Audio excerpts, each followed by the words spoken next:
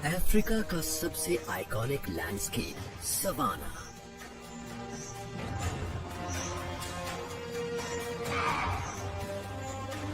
ऐसा स्टेज जहां कुदरत के शानदार प्लेस होते हैं।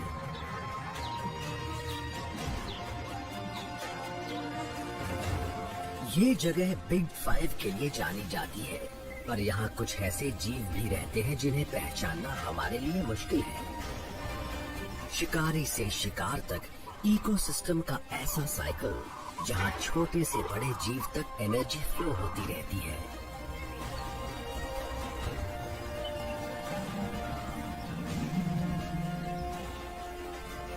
सवाना की जिंदगी के अनोखे ताने बाने में हर स्पीशीज एक खास रोल अदा करती है।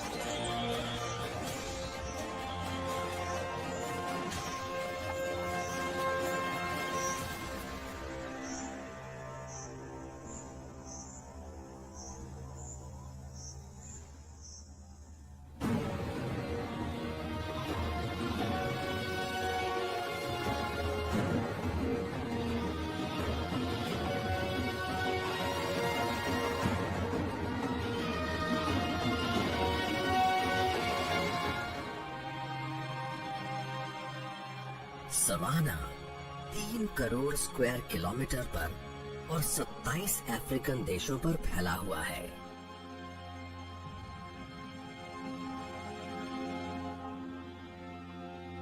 हमारे प्लेनेट का 20% हिस्सा ग्रासलैंड से ढका हुआ है।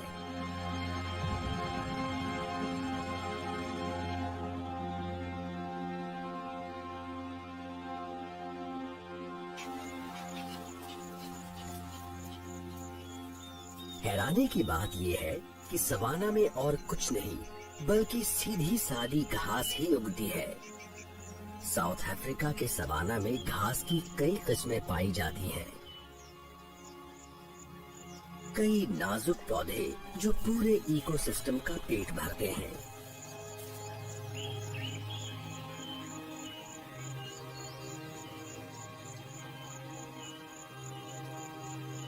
सवाना जिंदगी का काफी कॉम्प्लेक्स ताना बाना है।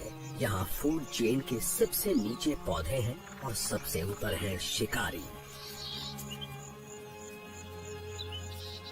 लाखों सालों से ये इलाका जिंदगी और मौत की कहानियों का गवाह बना है। ग्रासलैंड्स ग्रेजर्स के झुंडों के लिए किसी दावत से कम नहीं है और उन कार्निवोर्स के लिए भी जो उनका पीछा करते हैं।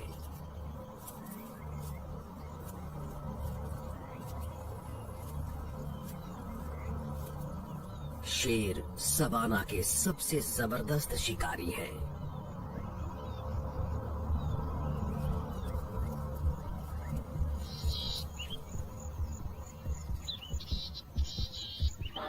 आहट सुनते ही इम्पाला छिपने के लिए भागता है, पर शेर छिपकर हमला करने में एक्सपर्ट है।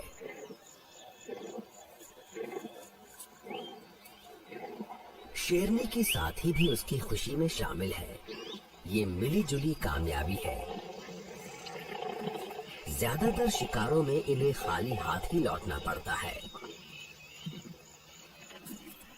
प्राइड शिकार को देखकर फूला नहीं समाया। इस शिकार से इनके पूरे परिवार का पेट भरेगा, जिसमें बढ़ते बच्चे भी शामिल हैं, और इससे कई दिनों तक इनकी भूख शांत हो जाएगी। ऐसे ही हादसों की वजह से सवाना की फूड चेन की एनर्जी आगे बढ़ती रहती है।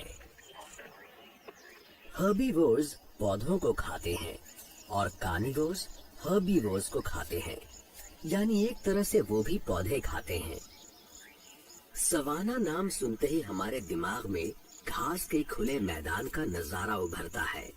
ऐसा इलाका जहाँ पेड़ नहीं होते, जैसे तंजानिया का मशहूर सेरेंगेटी, पर हर घास का मैदान ऐसा नहीं होता।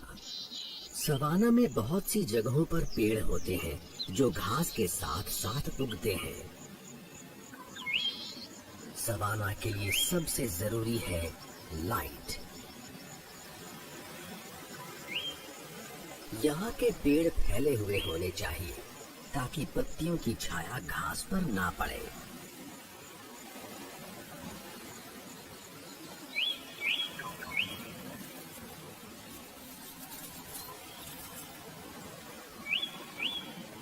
बाकी की जरूरी चीजें हैं साल भर की गर्मी और गर्मियों के मौसम में टेम्परेचर का और बढ़ जाना, और साथ में गर्मियों की बारिश।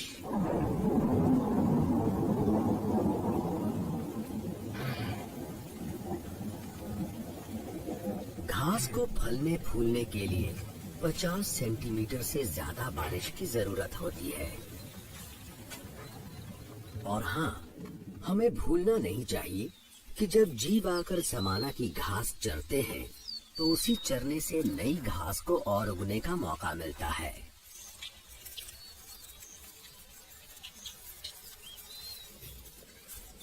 इस इकोसिस्टम में मौजूद सारे जीवों का पेट भरने के लिए सबसे पहला कदम है सूरज की एनर्जी का सही इस्तेमाल।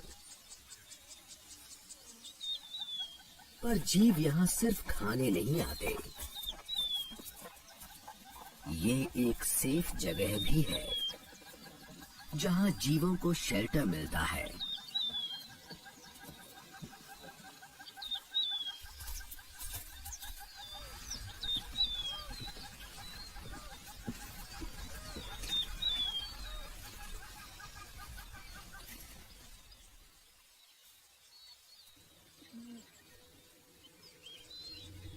पर सारे जीवों में जो इस इलाके के लिए सबसे ज्यादा जरूरी है वो है हाथी।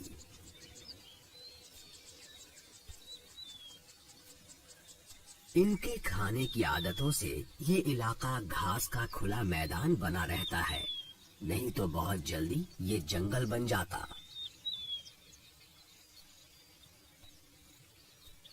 हाथी करीबी रिश्तेदारों का झुंड बनाकर रहते हैं और उन सब की मुखिया भी फीमेल ही होती है। वो इस इलाके का चप्पा चप्पा जानती है और खाने की सबसे जरूरी जगहों को भी पहचानती है।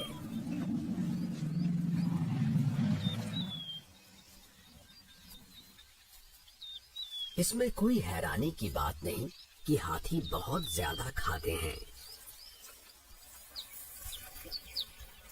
जमीन के जीवों में बुश एलिफेंट्स सबसे बड़े होते हैं और एक अडल्ट फीमेल का वजन 3 टन से ज्यादा होता है।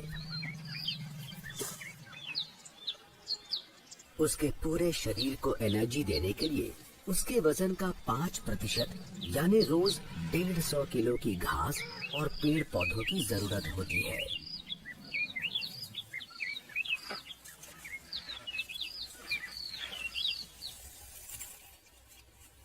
हर दिन हाथी दिन के 16 घंटे घास, झाड़ियां, यहाँ तक कि एक पूरा पेड़ भी खाने में बिताते हैं।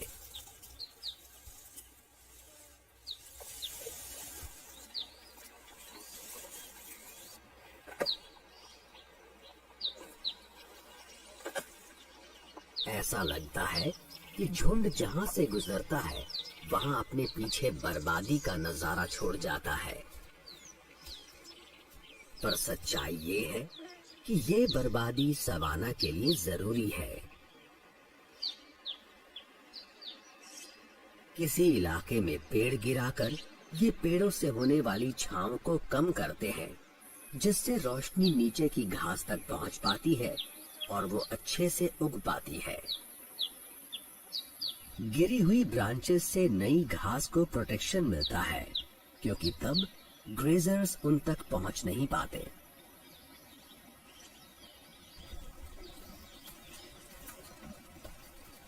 इस तरह नई घास उगती है और हैरानी की बात यह है कि बर्बाद हुए पेड़ों का भी फायदा होता है।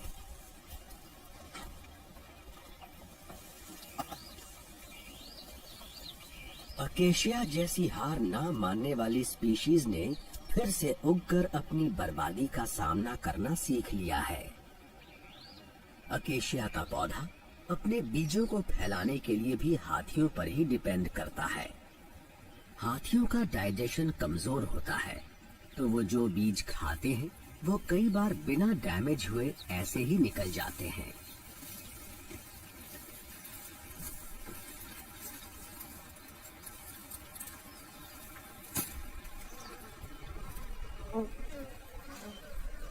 इनका डंग मिनरल्स से भरा होता है जो अकेशिया बीजों के उगने के लिए परफेक्ट खाद का काम करता है।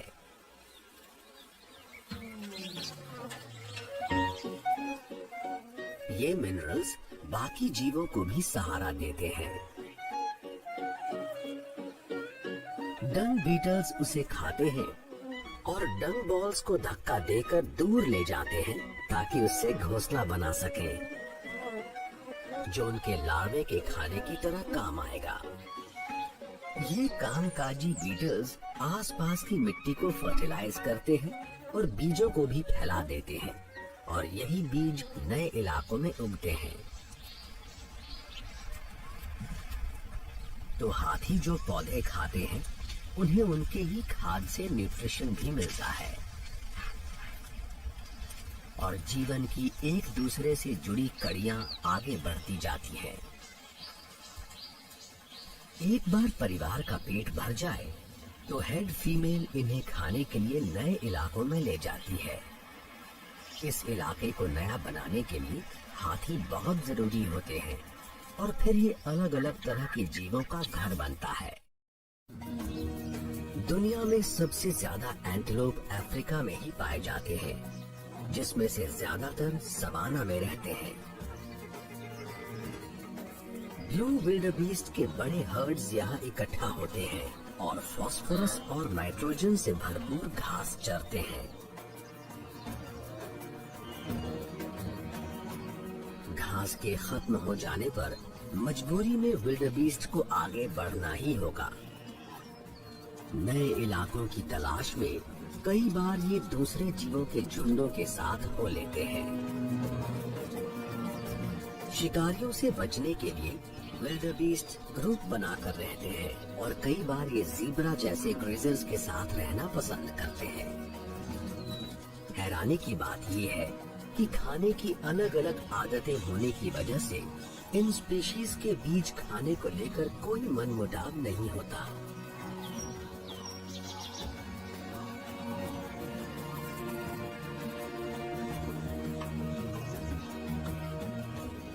साल के ज्यादातर वक्त खाने की कोई कमी नहीं रहती, पर अब हालात बदल रहे हैं।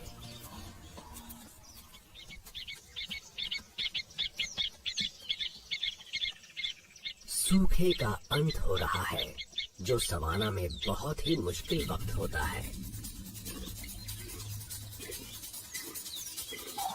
कई महीनों से बारिश नहीं हुई है और भूखे ग्रेजर्स ने घास को पूरी तरह से चर डाला है, पर घास खत्म नहीं हुई है।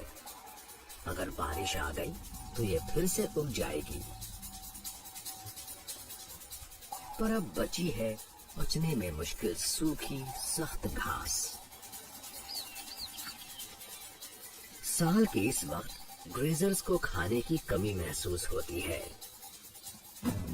पर हैरानी की बात है कि इस मुश्किल वक्त में भी इनका खाने को लेकर आपस में कोई झगड़ा नहीं होता। सवाना की जिंदगी का राज है मिल बांट कर खाना, पर मुकाबले की वजह तो कुछ और ही है। मेटिंग सीजन की शुरुआत हो रही है। जीव एक दूसरे को आंक रहे हैं कि कौन उनका दुश्मन या साथी बनने लायक है।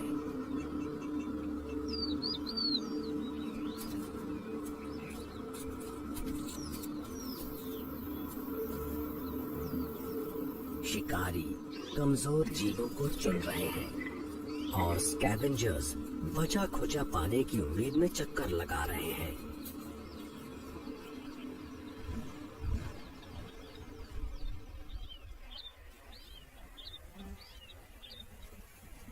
शेर हमेशा अपने अगले शिकार की तलाश करते रहते हैं। इनके झुंड को प्राइड कहा जाता है, जिसमें करीबी रिश्तेदार फीमेल्स और इलाके का सबसे ताकतवर शेर शामिल होता है। ये सच है कि शेर एक खतरनाक शिकारी है, पर असल में वो अपना ज्यादातर वक्त सोकर बिताते हैं। ज्यादातर यानी दिन के 20 घंटे। प्राइड का सारा काम रात के वक्त होता है, जब इनकी नाइट विजन इन्हें आसानी से शिकार करने में मदद करती है। आंख के नीचे की रिफ्लेक्टिव स्ट्रिप की वजह से शेर कम रोशनी में भी अच्छे से देख पाते हैं।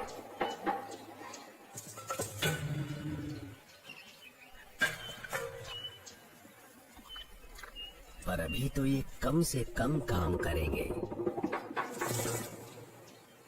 पेड़ की ठंडी छांव की वजह से फैमिली आराम से रिलैक्स कर सकती है।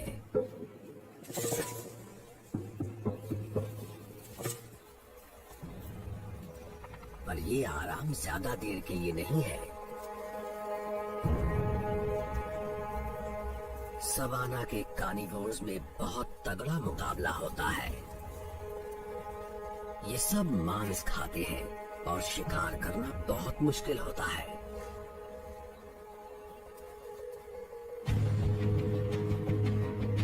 प्राइड में ज्यादातर शेरनी ही शिकार करती है।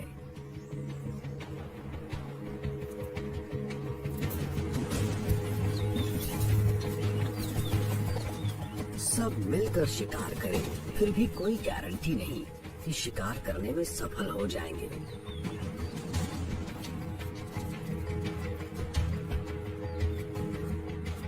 प्राइड शिकार करने का कोई मौका नहीं छोड़ रहा, इसलिए सवाना के जीवों को बहुत संभल कर रहना होगा।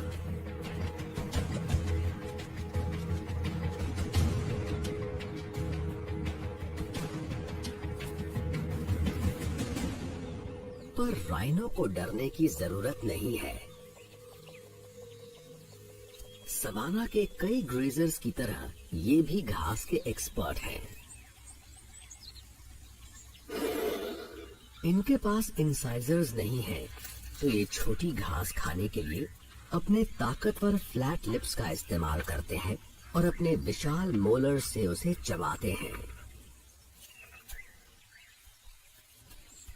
व्हाइट राइनो दुनिया की सबसे बड़ी राइनो स्पीशीज है, जिसमें मेल का वजन करीब 2200 किलो होता है।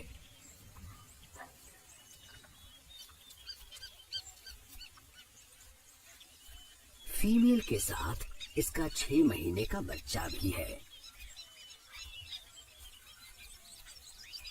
पर मेल के पास होने से इन्हें काफी खतरा है।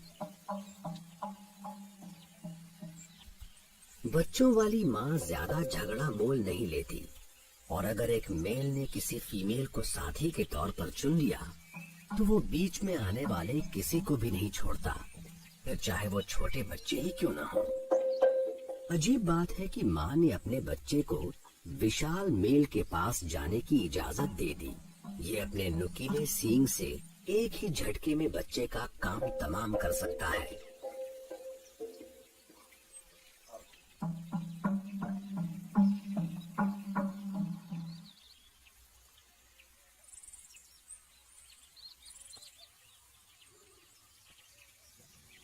पर मेल का बर्ताव काफी हैरानी भरा है।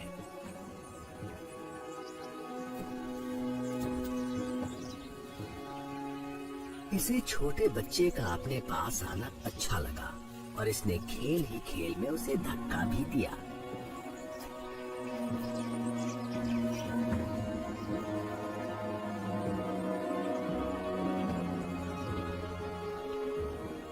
मेल्स अपनी ज्यादातर जिंदगी अकेले बिताते हैं, पर कभी कभी अपने से कमजोर मेल्स को अपने इलाके में आने भी देते हैं।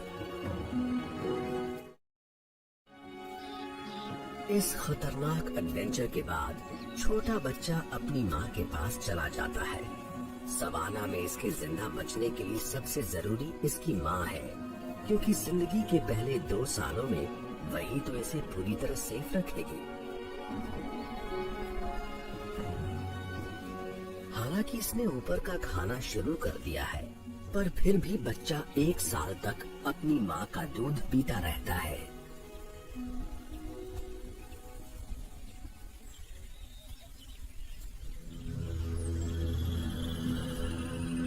चूंकि ये बड़े, मोटी चमड़ी वाले और हथियारों से लैस जीव होते हैं, इसलिए एक अडल्ट राइनो का कोई नेचुरल शिकारी नहीं होता। पर कभी कभी बच्चे शेरों का शिकार बन जाते हैं। राइनोज की विजन कमजोर होती है, तो वो दूर मौजूद खतरे को भांपने के लिए अपने तेज कान और सेंस ऑफ स्मेल पर डिपेंड करते हैं।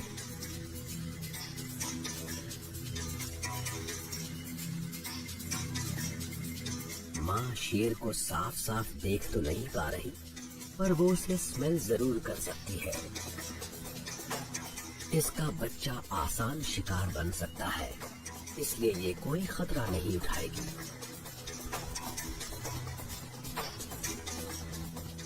राइनो 40 किलोमीटर प्रति घंटे की रफ्तार से भागकर सामने वाले को जोरदार टक्कर मार सकते हैं।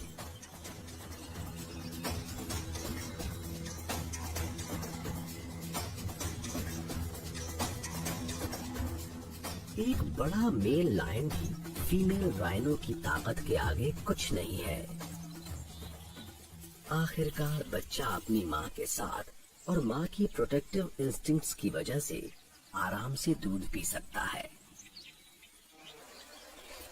शेर का एक पसंदीदा शिकार है बफलो। छोटे बच्चे बहुत ही आसान निशाना होते हैं। बच्चे तो बच्चे, बड़े भी इनका शिकार बन जाते हैं। खुद को प्रोटेक्ट करने के लिए बफलो बड़े झुंड बनाकर रहते हैं। ये मेल्स और फीमेल्स की हर वक्त बदलने वाली कॉम्प्लेक्स सोसाइटीज होती हैं।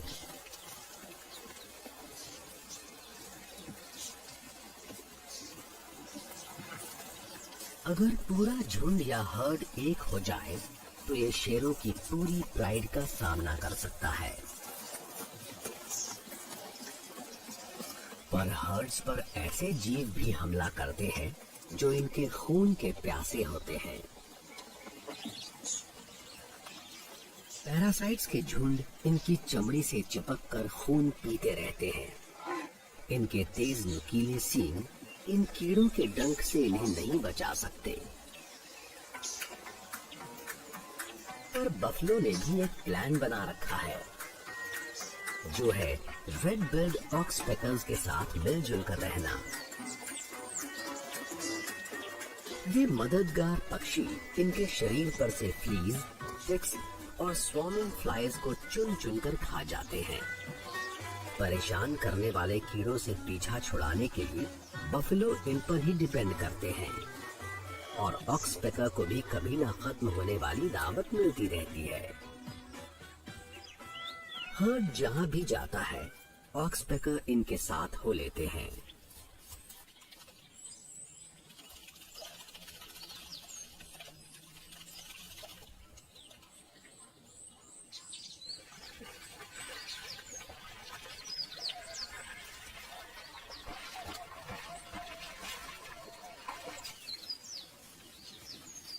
झुंड बनाकर रहने के अपने फायदे भी हैं और नुकसान भी।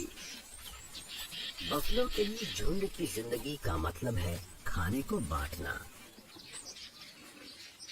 तो ये खाने में ज्यादा नखरे नहीं दिखा सकते। सवाना में ज्यादातर घास ही मिलती है, पर बफलो के लिए कुछ खास डिशेस भी मौजूद होती हैं। विशाल जीव होने की वजह से ये सवाना की झाड़ियों के ऊपर तक पहुंच पाते हैं।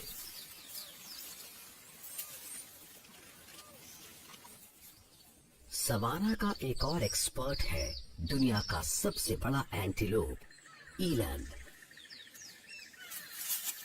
मेल्स इंसान जितने लंबे होते हैं, यानी कंधे से नापा जाए तो इनकी लंबाई 5.2 फुट होती है, पर ये किसी इंसान से 10 गुना ज्यादा भारी होते हैं। बफलो की तरह ईलैंड भी घास और पत्तियां दोनों खाते हैं, और जो अवेलेबल होता है उसके मुताबिक ये डाइट बदल लेते हैं।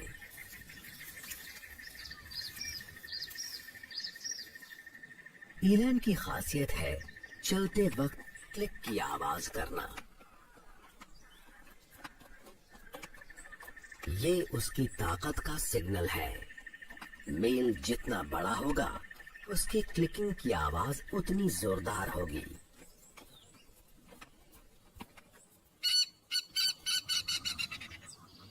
सवाना का एक और एंटीलोप बहुत ही छोटा और चालाक है, और शायद ये सबसे शानदार भी है।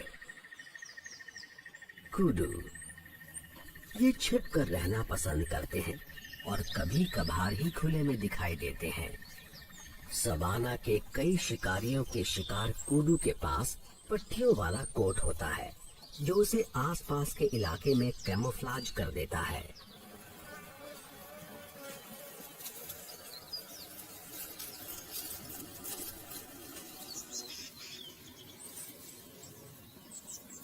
सारे रूमिनेंट जीवों की तरह इस फीमेल को भी अपने खाने को च्यू करना ही होगा। ये हर बाइट चबाते हैं, उसे निगलते हैं, फिर खाने को पेट से मुंह में लाते हैं और फिर थोड़ा और चबाते हैं।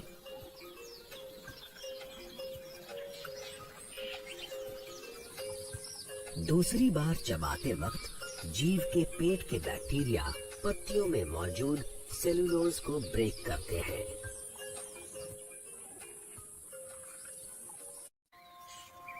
झाड़ियों के बीच छिपे कुडू की तरह सवाना के सारे जीवों की जिंदगी इस अनोखे इलाके में पाए जाने वाले अलग अलग हैबिटेट की वजह से टिकी हुई है।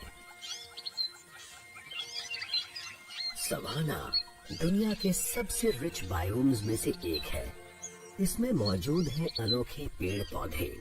कुछ इलाकों में तो पौधों की 5000 से ज्यादा स्पीशीज देखने को मिलती हैं। सवाना में पेड़ों की कई किस्में पाई जाती हैं, जिसमें एक है ताकतवर अकेशिया। सिर्फ सवाना में पाई जाने वाली इस स्पीशीज को न सिर्फ हाथी खाते हैं, बल्कि ये एक और मशहूर आइकन का पसंदीदा खाना है।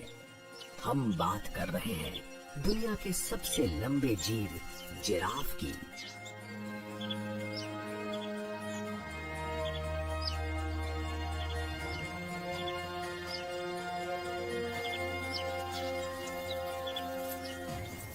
मेल जिराफ की लंबाई करीब 16 फुट होती है, जिससे वो पेड़ों के ऊपरी हिस्सों की पत्तियों तक पहुंच पाते हैं। लंबी टांगों की वजह से जिराफ का चलने का अंदाज बहुत अजीबोगरीब होता है। अपने बड़े डिनर प्लेट साइज्ड हूव्स की वजह से गिरने से बचने के लिए इनकी एक तरफ की दोनों टांगे एक साथ आगे बढ़ती हैं। कम एक्सेलरेशन होने के बावजूद 55 किलोमीटर प्रति घंटे की स्पीड से दौड़कर ये शेरों को पीछे छोड़ सकते हैं।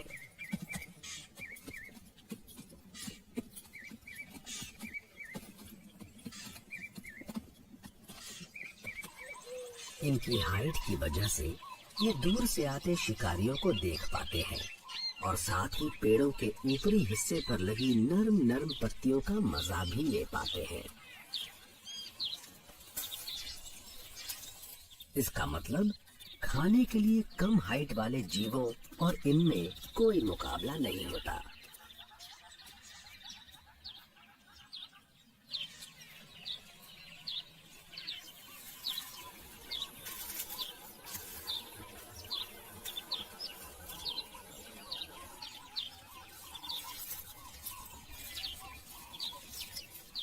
इन्हें फायदा सिर्फ अपनी लंबी गर्दन से ही नहीं मिलता। इनके पास एक फ्लेक्सिबल 45 सेंटीमीटर लंबी जबान है, जो उनकी पहुंच को और बढ़ा देती है। अकेशिया के कांटे भी इन्हें रोक नहीं पाते।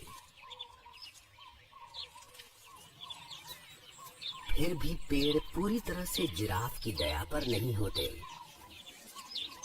अकेशिया बहुत ही अमेजिंग तरीके से अपनी रक्षा करना जानता है।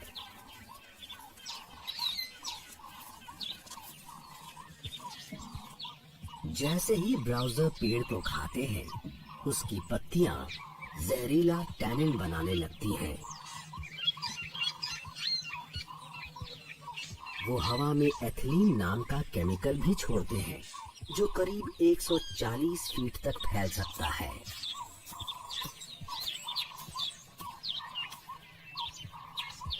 साइंटिस्ट्स ने ये पता लगा लिया है कि अकेशिया जिराफ से एक कदम आगे रहते हैं। जिस पेड़ को नुकसान हुआ है वो केमिकल्स छोड़ता है और आसपास के पेड़ उस केमिकल को पहचान कर अपने केमिकल डिफेंसेस को एक्टिवेट कर लेते हैं। कुछ ही मिनटों में इलाके के सारे पेड़ जहरीले हो जाते हैं। ये एक तरह की चेतावनी है जो पौधों को भूखे जीवों से बचाने के लिए इवॉल्व हुई है। पर पौधों का जहर सबसे ज्यादा बर्बादी करने वाले ग्रेजर्स के लिए काफी नहीं होता। फीमेल हेड और उसका परिवार पास के पेड़ों को खाने में लगा हुआ है। हाथी अपने खाने में टैनिन, लेटेक्स और हाइड्रोजन साइनाइड के हाई लेवल्स को सहन कर सकते हैं। ये सिर्फ इसलिए मुमकिन हुआ क्योंकि ये मौसम के हिसाब से अपना खाना बदल लेते हैं और बारिश के बाद फिर से घास पर लौट आते हैं। सवाना की फूड चेन में हर जीव ने अपनी जगह के हिसाब से बदलाव लाए हैं। ये है कुदरत का अपना रिसाइकलिंग सिस्टम, जहां बर्बादी का मकसद है नई जिंदगी को जन्म देना।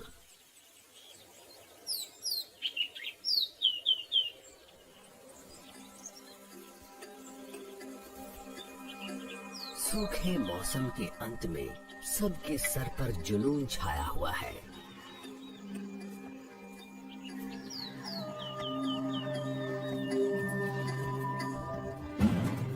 मेटिंग की तैयारी में विल्डबीस्ट ने पूरे इलाके को बांट लिया है।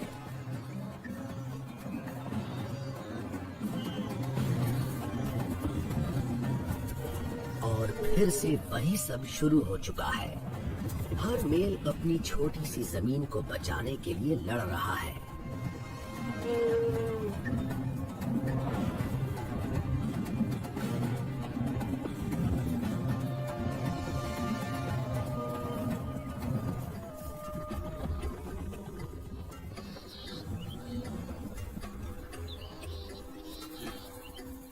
अगर ये अपने इलाके को बचा सका और अपनी फीमेल्स को सेफ रख सका तो इसे मेटिंग करने का मौका मिलेगा।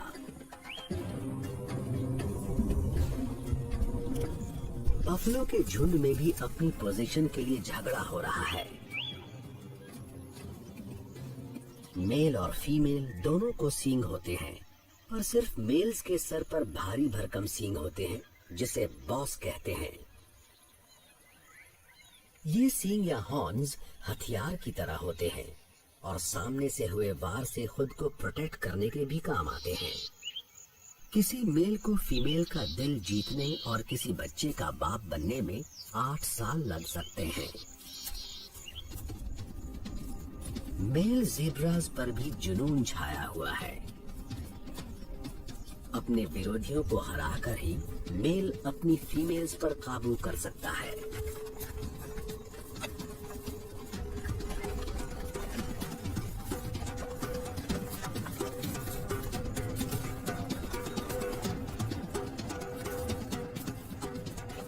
अगर कोई चैलेंजर ये लड़ाई जीत गया तो सारी फीमेल्स भी उसकी हो जाएंगी। दांव पर इतना कुछ लगा है कि कोई भी मेल पीछे हटने को तैयार ही नहीं है।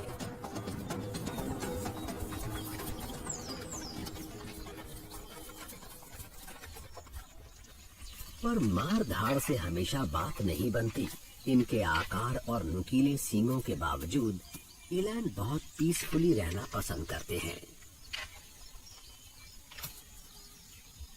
और मुकाबला करके ही मेल की ताकत का फैसला नहीं होता, वो होता है एक खास सोशल स्ट्रक्चर से। गर्दन के नीचे की मोटी चमड़ी यानी ड्यूलैप या थैले के साइज से लेकर इनके सींगों का साइज जैसी चीजें ये फैसला करती हैं कि फीमेल्स के दिल में कौन जगह लेगा।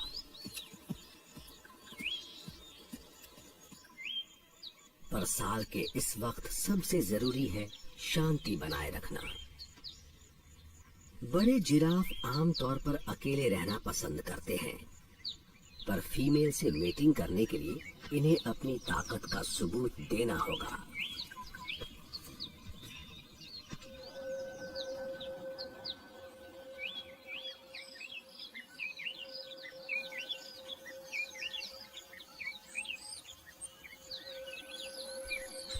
ये फैसला करने के लिए कि ज्यादा ताकतवर कौन है, इनके बीच होगा एक नेकिंग कॉन्टेस्ट।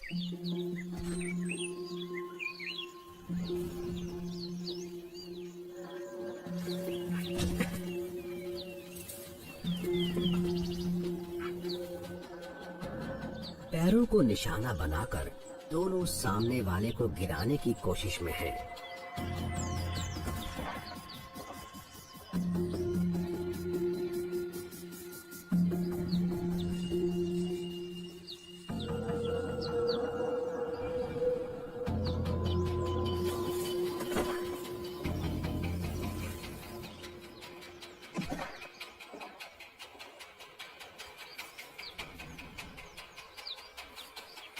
मेल की लंबी ताकतवर फ्लेक्सिबल गर्दन से जुड़ा 30 किलो का सर किसी बड़े हार्ड बॉल जैसा है।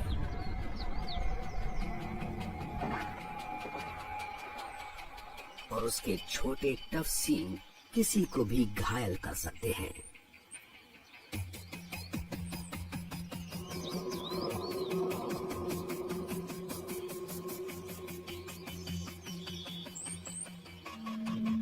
जिराफ का मुकाबला आधे घंटे तक चल सकता है और इनसे ये काफी बुरी तरह घायल हो सकते हैं। कभी कभी इनके जबड़े और गर्दन टूट जाते हैं, पर इन झगड़ों में कभी कभार ही किसी की मौत होती है। लगता है हमें अपना विनर मिल गया है।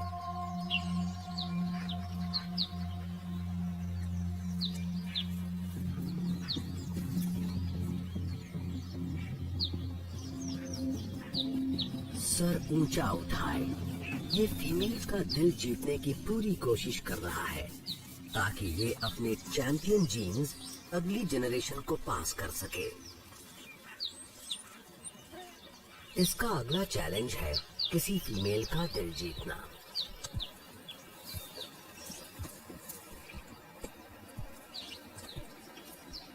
मेल जिराफ जैसे जैसे बड़े होते जाते हैं, उनका रंग गहरा होता जाता है।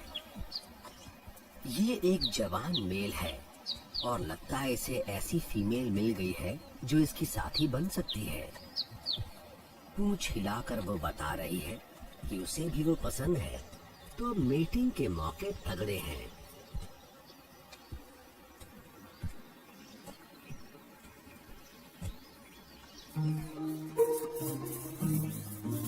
इसमें कोई इत्तेफाक नहीं कि सवाना के सारे जीव ब्रीडिंग के लिए यही वक्त चुनते हैं। कई स्पीशीज के लिए नई जनरेशन के पैदा होने और बारिश के शुरू होने का एक ही वक्त होता है। आने वाली बारिश से सवाना हरी हरी घास से भर जाएगा, वो खाना जो आने वाले नन्हे मेहमानों की भूख शांत करेगा। शिकारी जीव साल भर ब्रीड करते हैं ताकि वो ऐसे वक्त अपने बच्चों को पाल सकें जब किसी चीज की कोई कमी नहीं होती। शेरों के ज्यादातर बच्चे तभी होते हैं जब आसपास शिकार की कमी नहीं होती।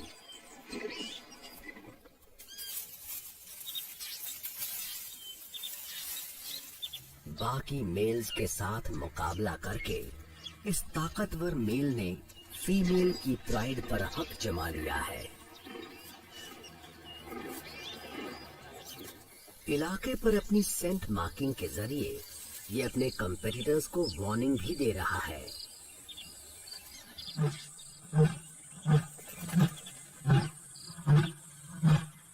कई दिनों से इसका दिल एक फीमेल पर आया हुआ है।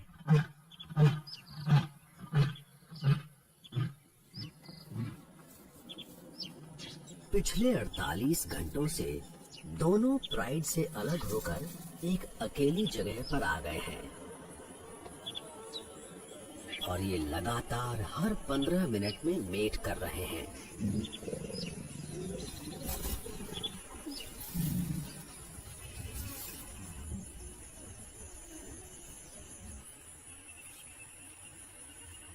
शेर बहुत जल्दी और दिन और रात भर में 40 बार तक मेट करते हैं ताकि फीमेल प्रेग्नेंट हो ही जाए।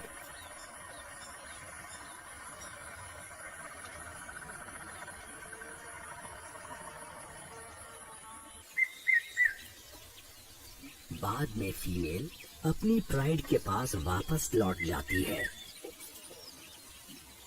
अगर वो प्रेग्नेंट हो गई है तो 3 महीने में बच्चों को जन्म देगी।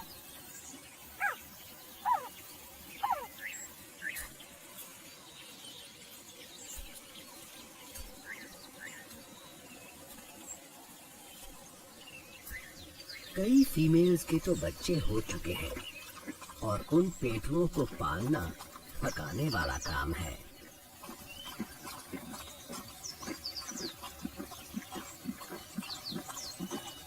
प्राइड में फीमेल्स अपनी ब्रीडिंग के वक्त का इस तरह तालमेल बिठाती हैं ताकि वो मिलकर बच्चों की देखभाल कर सकें और उन्हें दूध पिला सकें। एक ही उम्र के बच्चों के जिंदा रहने के मौके ज्यादा होते हैं क्योंकि एक ही साइज के होने की वजह से सबको बराबरी से खाना मिलता है। 11 महीने के होने पर बच्चे बड़ों के साथ शिकार पर जाना शुरू करते हैं। तब तक इन्हें अपनी माँ की वॉचफुल नजरों के सामने ही रहना पड़ता है। ब्रीडिंग सीजन सारी स्पीसीज के लिए थकाने वाला वक्त होता है, खासकर सूखे के आखिर में, क्योंकि तब खाने की बहुत कमी रहती है। पिछले कुछ महीनों में हाथी लगातार सूखे इलाके से गुजर रहे हैं। साल के इस वक्त उनके खाने का 70% हिस्सा होता है पेड़ और झाड़ियां, पर हाथी ताजा घास भी खाते हैं और वो पानी के बिना बढ़ नहीं सकती।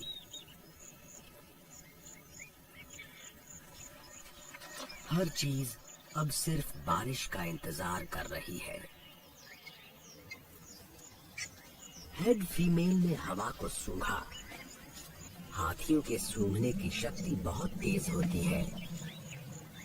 इनके कान भी बहुत तेज होते हैं और ये दूर कड़कती बिजली जैसी लो फ्रीक्वेंसी की आवाजों को भी सुन लेते हैं।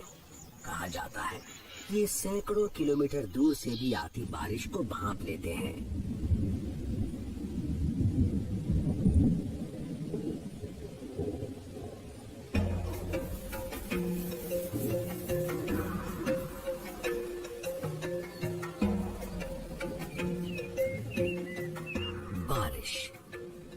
ये सवाना के लिए एक एसेंशियल इंग्रेडिएंट है।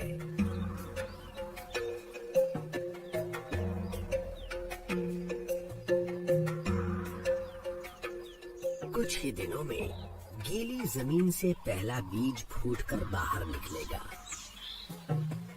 सवाना के जीवों के लिए ताजा खाना तैयार हो रहा है। अब हर जगह नई शक्लें दिखाई दे रही हैं।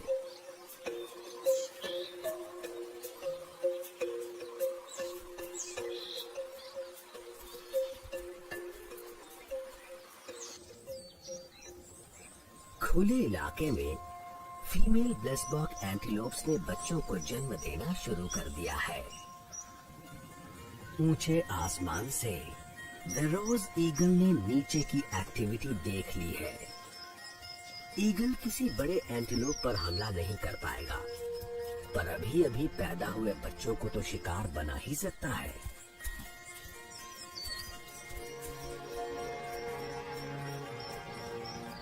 ईगल को हमला करने की जरूरत ही नहीं पड़ी। उसे वही फेंका हुआ आफ्टर बर्थ मिल गया और ये उसके लिए परफेक्ट खाना है।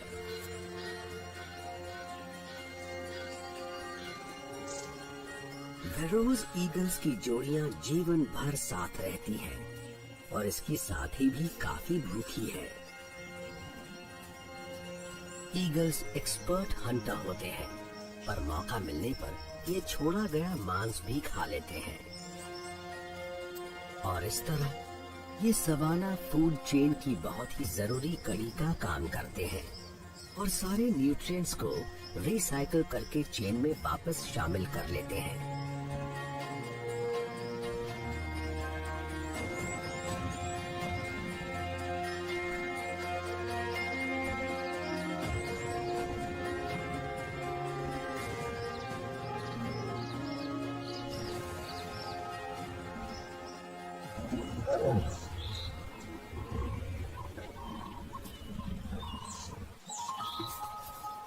शेरों की प्राइड में कुछ नए चेहरे दिख रहे हैं। एक फीमेल अपने 6 हफ्तों के बच्चों के साथ लौटी है। अभी तक ये बच्चे अपनी माँ के साथ अकेले डेन के अंदर थे, पर अब ये अपने पूरे परिवार से मिलने के लिए तैयार हैं।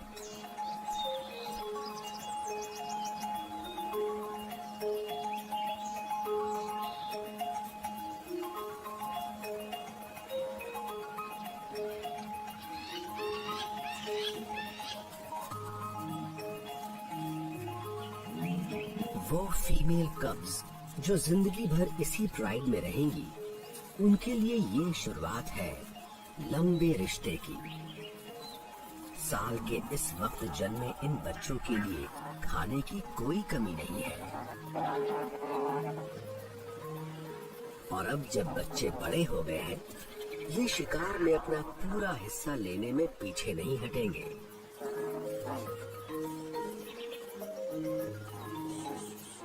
कुछ वक्त में माँ बच्चों को शिकार करना सिखाएगी और ये भी कि सबसे ताकतवर शिकारी कैसे बना जाता है। पर अभी तो ये आजादी से खेल सकते हैं, घूम फिर सकते हैं।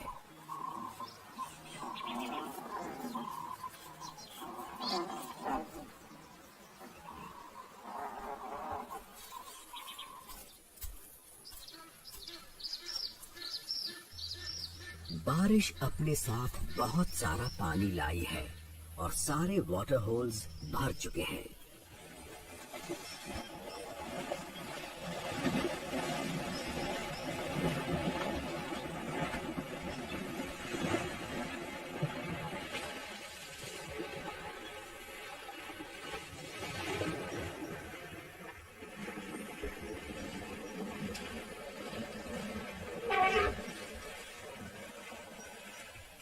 हाथियों को गीला होना बहुत अच्छा लगता है।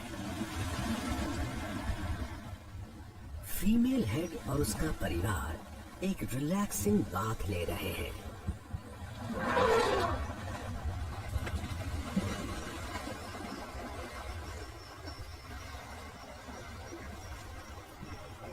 हाथी सूखे के दौरान भी पीने का पानी ढूंढने में एक्सपर्ट होते हैं और अगर ऐसी गहरी वाटर बॉडी मिल जाए जिसमें कूदा जा सके तो मजा आ जाता है।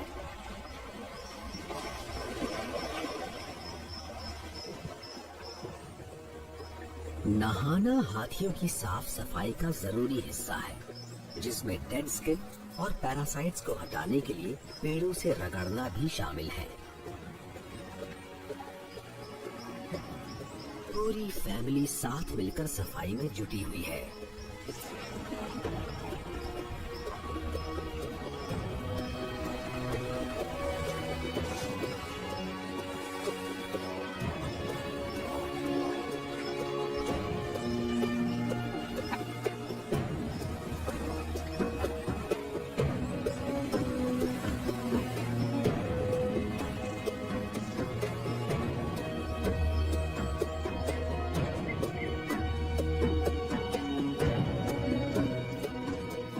सवाना अफ्रीका के जंगलों के बीचों बीच है। यहाँ जानवरों और पौधों की किस्मत एक दूसरे से जुड़ी हुई है, एक ऐसे कभी न खत्म होने वाले साइकिल में जो अपने साथ बदलाव और नया जीवन लेकर आता है।